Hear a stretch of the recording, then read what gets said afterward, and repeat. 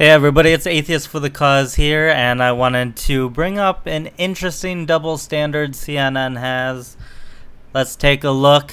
What are they talking about today? Obama's genes. What in the serious fuck are they talking about Obama's genes for? So, Obama's genes game gets stronger. Oh, thanks CNN. CNN is reduced to reporting on Obama's genes game.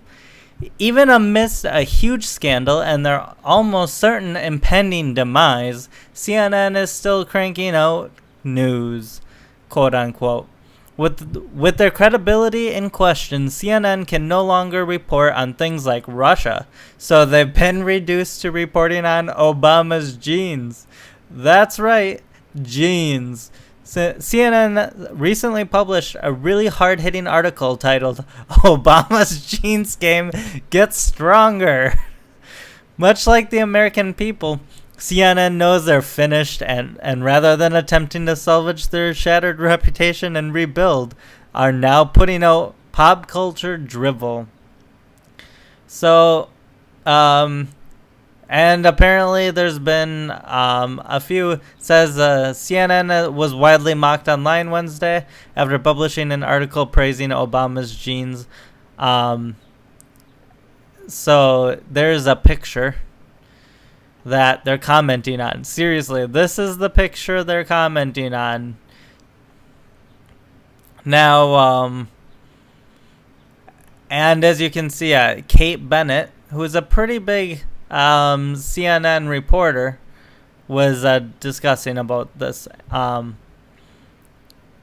So I wanted to show you. Now, in my eyes, this is the objectification of a man. Now, honestly, I don't care. Like, objectify men all you want. I just can't stand when there's also this double standard that women are facing all this inequality because men objectify them and it's unfair and blah, blah, blah. Well, okay. If it's unfair that women are objectified, you're implying that men aren't objectified. And they are. Men and women are both objectified extensively. I don't even see why it's a problem.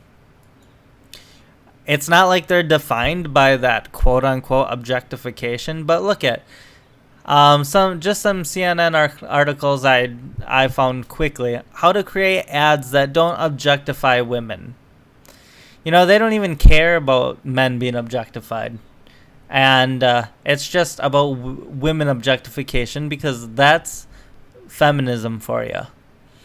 Here's another one. Women, #women not objects. Objectifying women is up there with inequality.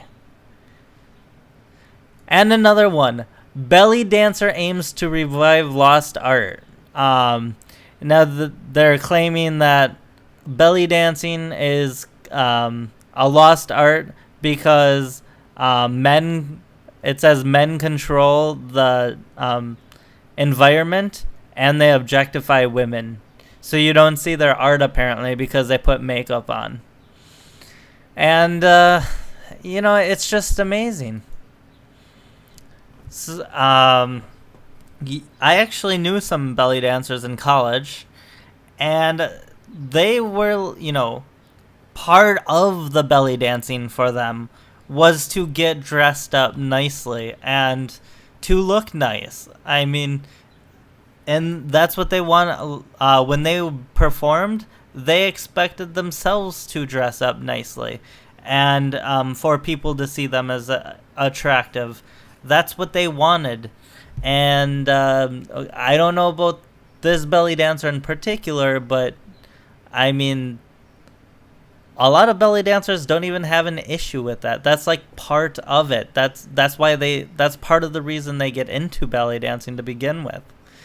And I'm not speaking for all belly dancers. It's just the ones I knew. Because I actually used to be a diversity officer at a college that I went to, and that's how I met some belly dancers. They were quite good too, but I just think it's a little ridiculous that they're talking about Obama's genes and sexually objectifying him. And then you see all these articles, and there's a lot more than that, and there's a lot of complaining about the objectification of women in articles that aren't really about that, where they just throw it in. So I could have found a lot more for you, but and then if you look outside of CNN, where like the Washington Post and stuff, all the mainstream media that pretty much all copies each other, they all talk about the objectification of women extensively, but almost nobody talks about the objectification of men. And trust me, I'm not pushing to start complaining about the objectification of men.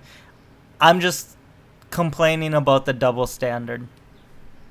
Anyways, have a good one.